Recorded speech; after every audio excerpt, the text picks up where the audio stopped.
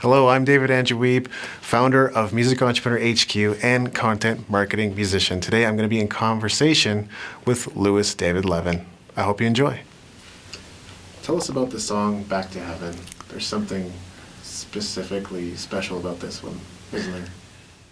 Well, you know, Back to Heaven is kind of a bluesy number. Heaven, back to heaven, going back to heaven where I belong. I got the inspiration when I was at the gym.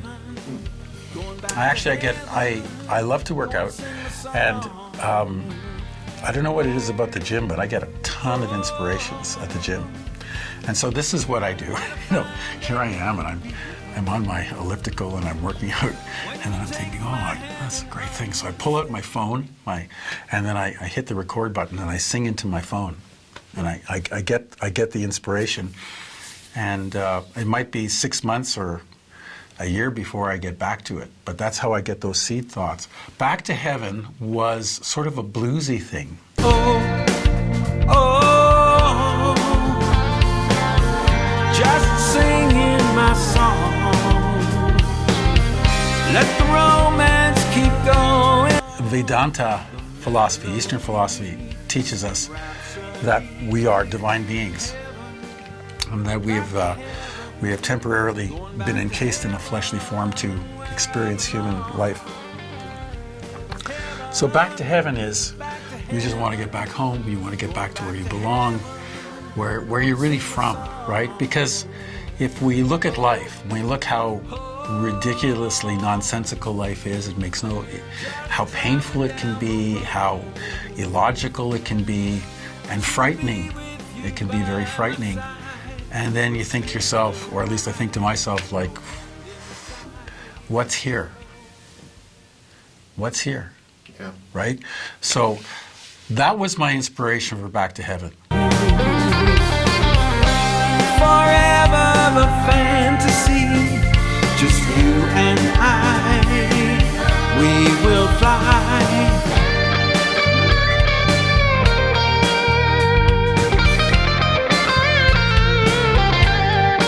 And this is what I think about music in terms of genres. Any type of genre can be a spiritual genre. Yes. Because it's the thought, it's the feeling. And so because I was raised as a rocker, I was raised in the 70s, you know, in classic rock, this is part of my DNA, right? This is part of who I am.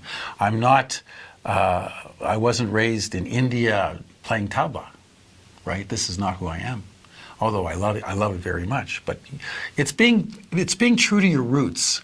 It's acknowledging who you are, acknowledging where your inspiration comes from, and then you take that, whatever energy is. In my case, it's this devotion and spiritual energy. And I feel that devotion and spiritual energy can be expressed in a myriad number of ways. It's not locked into a certain form. It's not locked into a certain form. And then you can get inspiration from almost any type of music if it's done rightly and tastefully and so on and so forth. And then that was a eureka moment in my creative, I had a creative epiphany about that.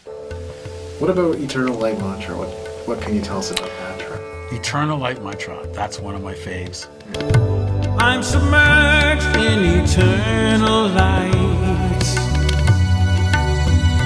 Permeates every particle of my being. I am living in that light. The divine spirit fills me within and without. Yogananda is my best writing buddy. You know. Yeah. Yeah. And Eternal Light Mantra it's an affirmation. And Paramahansa Yogananda wrote reams of affirmations, reams, and they're all absolutely wonderful. So all of the words in Eternal Light Mantra are not mine. They are all Yogananda's. There's not a word of it that's me. But what I was able to do was develop the music, I adapted it, and I changed the art form So in an affirmation is a statement. What I did is I took that, I put music and an arrangement to it, and then I added a chorus.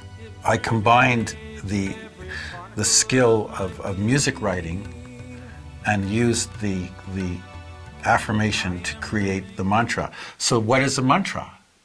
A mantra is merely an affirmation put to music that you keep repeating. That's what a mantra is. Yeah. Right? So if you look at Indian classical music, right, and they have these wonderful bhajans and the mantras and stuff like that, it's basically you're taking the same thought, a very, very simple thought, repeating the thought, repeating the thought, repeating the thought, and hoping that you will go deeper and deeper and deeper. Principle is exactly the same, except that the style of music is different. It's more contemporary to Western, but the principle is the same. Eternal life. Eternal life.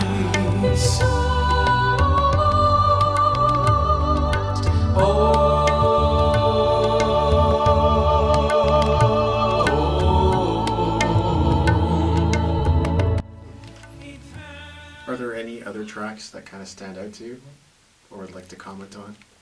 Footsteps at Twilight, the first cut is basically paraphrasing Yogananda's poem, Breathe in Me. Breathe in me the way to love you,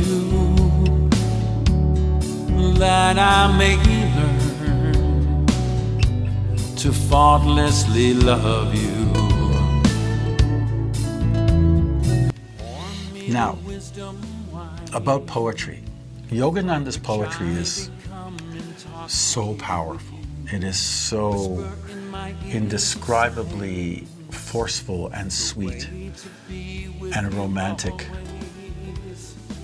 The challenge about a poem is that it's a completely different art form, right? So it's structured differently. A song is this, a poem is this. How do you take a poem that poems don't have verses and choruses and stuff like that. How do you take this poem and then make this? How do you make it music?